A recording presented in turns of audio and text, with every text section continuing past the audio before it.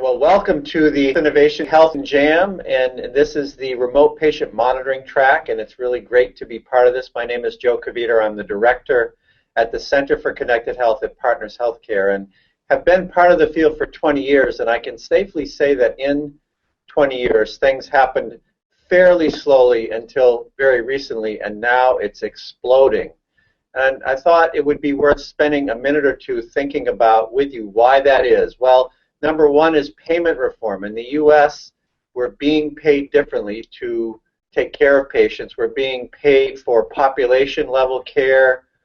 There's much less emphasis on fee-for-service care, and that really opens the door to all kinds of innovative virtual care models.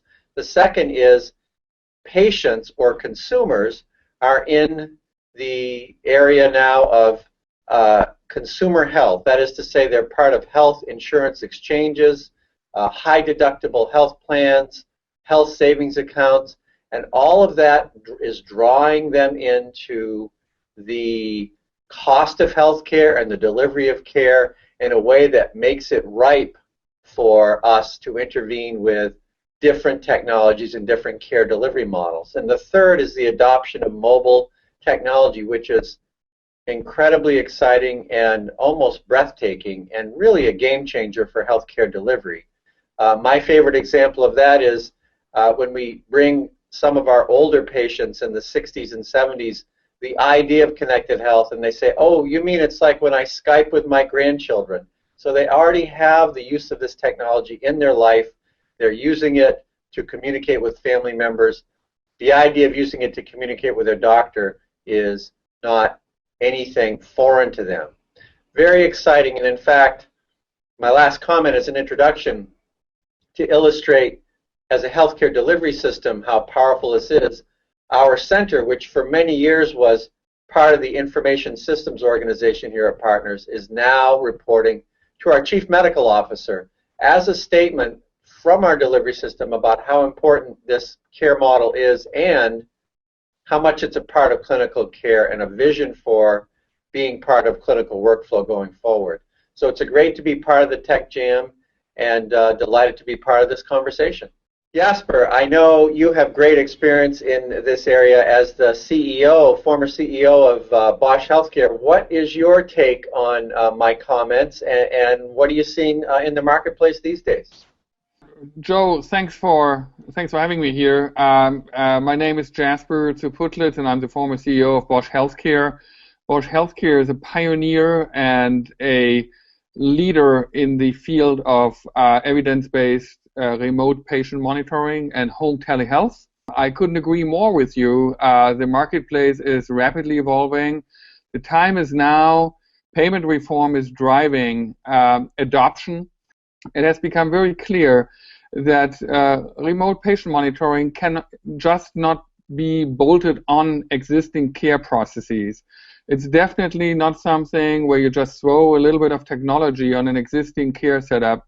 It has to be thoroughly integrated into care processes at hospitals.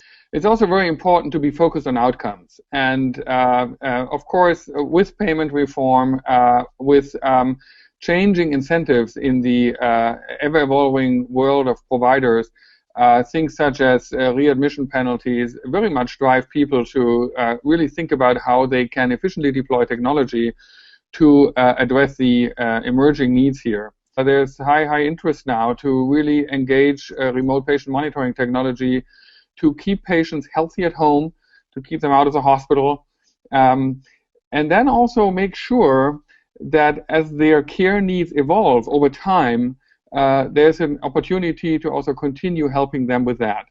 So where many people actually think about this as a 30-day or 60-day mission, taking care of patients with chronic disease is really an eternal mission. And therefore, it's very important to engage patients over time, to also integrate family caregivers beyond the professional caregivers, and to make sure that there's really this circle of accountability that is required to keep these patients healthy in their own homes. And that's essentially where all the patients Bosch has taken care of have communicated they want to be. They want to be at home, and they want to be at home as long as possible. I want to turn now to Larry Brooks from Boehringer Ingelheim, who's joined us. And Larry, it's really important to note how the pharmaceutical industry is changing these days.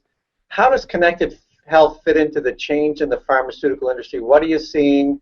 How is your company responding to the new landscape in healthcare delivery? Take us through some of that thinking.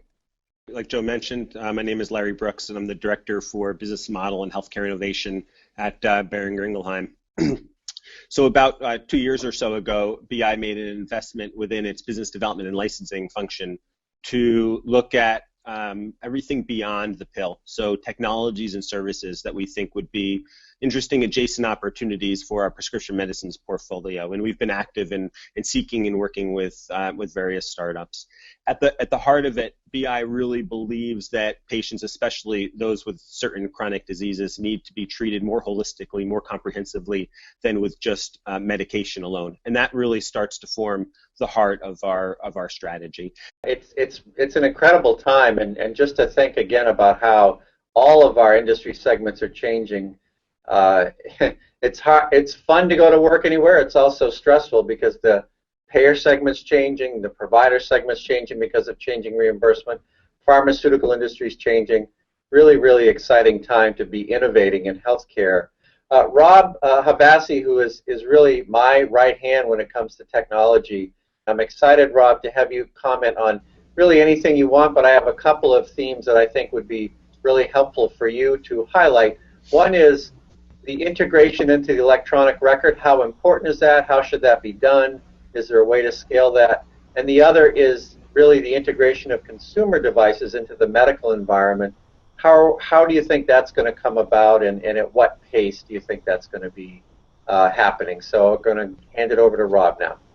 Thank you so much, Joe. It's a pleasure to be here, and it's been a pleasure to make this journey over the last 7 years with the Center for Connected Health and with you.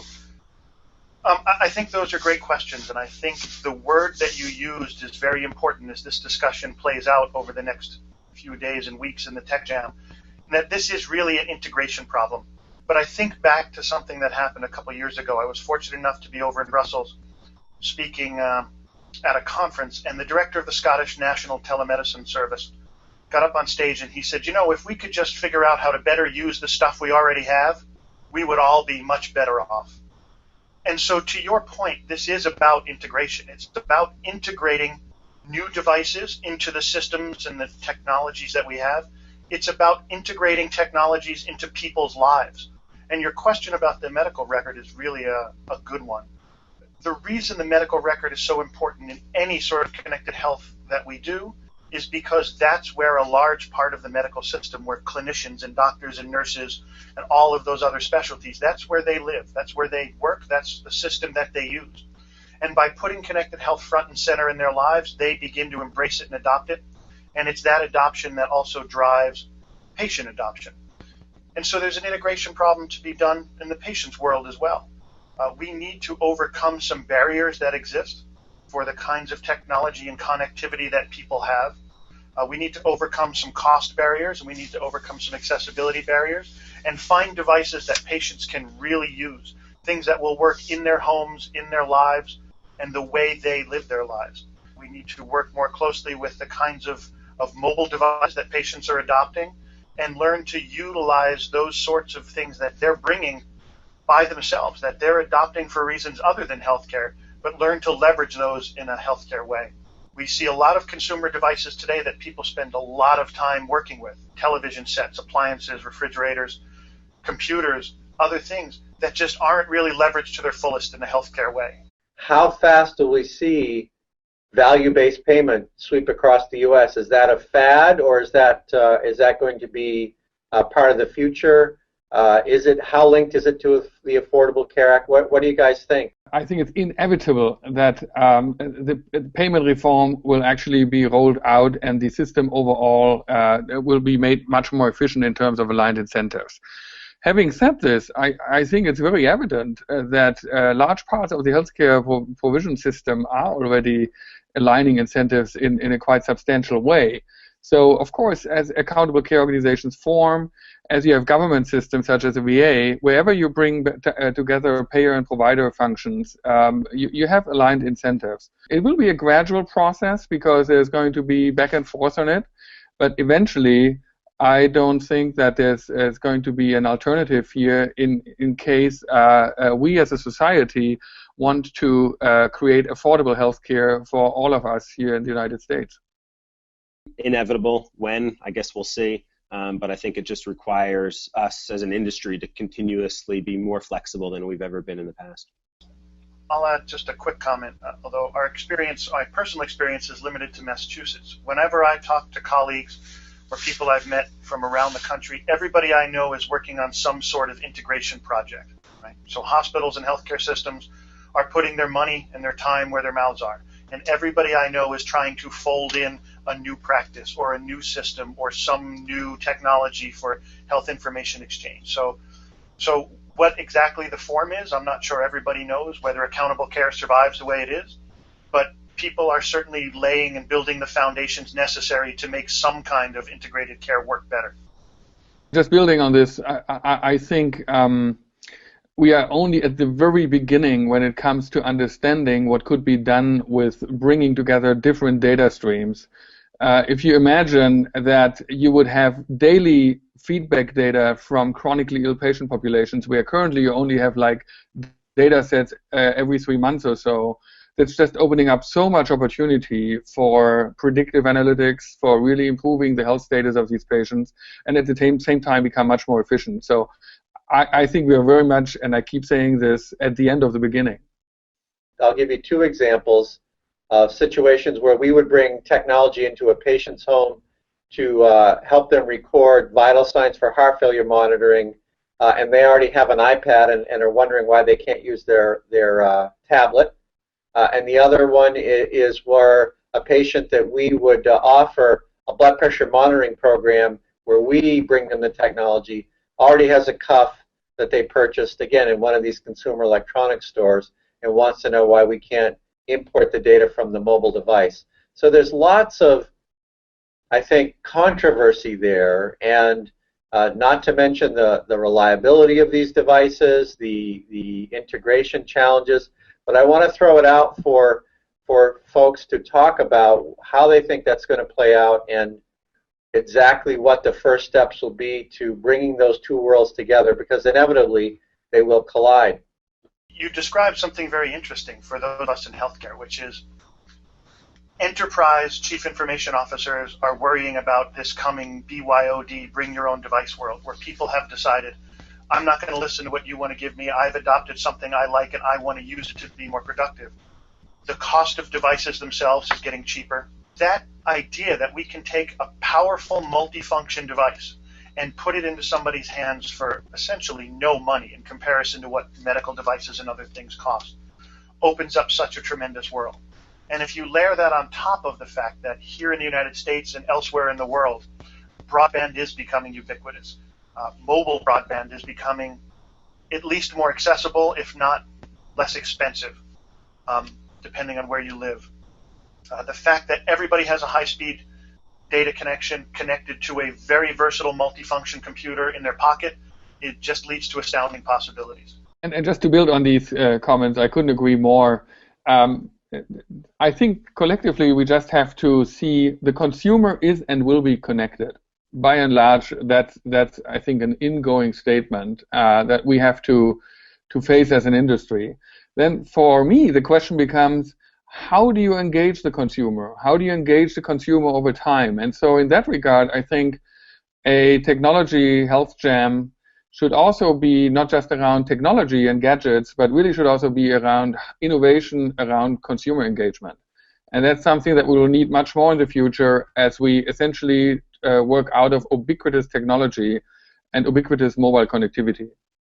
One of the things that I'm spending a lot of my energy and thought on these days is the idea that we can use what I call digital breadcrumbs, all of the searching and effort that you do on your mobile devices and your computers, keyboards, to build very personal profiles about each of us and use those as ways to target very specific messages to you that are health related. Are there models that you can think of where we can actually borrow from the advertising industry and really think about how we will use these digital breadcrumbs to create personas and then engage people in a very personalized way. Is that feasible, or is it complete hogwash? I think your advertising comparison is problematic, because here we have industries trying to really actually pitch a specific product or service to a specific audience.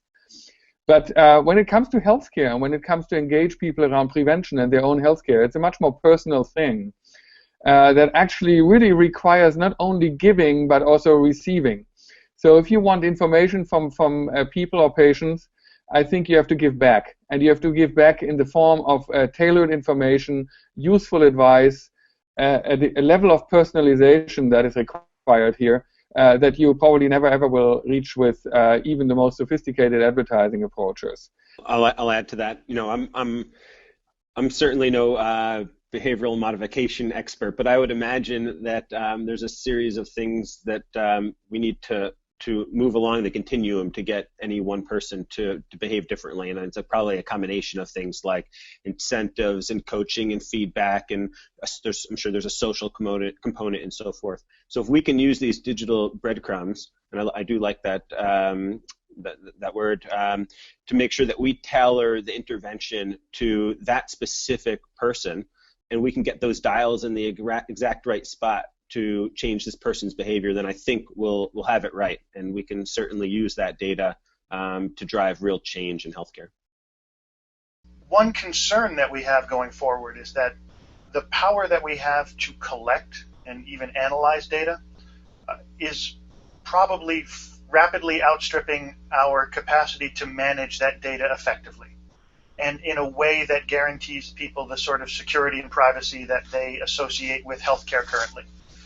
And I think that has a profound effect on the way this industry unfolds moving forward. Today, people largely trust doctors and nurses and people in white coats. And I think if healthcare irresponsibly dives headfirst into a big data collection, idea, we could lose some of that trust. And it's taken us years, if not centuries, to sort of build that up. But I do think there are ways that we can effectively manage this data, and the exploration of that from both an industry perspective, a standards perspective, a legal perspective, is the part that really fascinates me. Joe Kvedar here from the Center for Connected Health. Jasper Zuputlitz, seasoned CEO in the industry. Larry Brooks, innovation and business development at Boehringer Ingelheim. And Rob Havasi, who is a seasoned technologist and a big part of our vision and forward movement at the center. We're really had an exciting conversation here around some very powerful topics, such as consumer connected health, integration into the electronic record, provider payment reform, and big data. What more could you ask for? These are all going to be covered in the Panasonic HealthJam, and we'll be part of it. We know you should be part of it as well.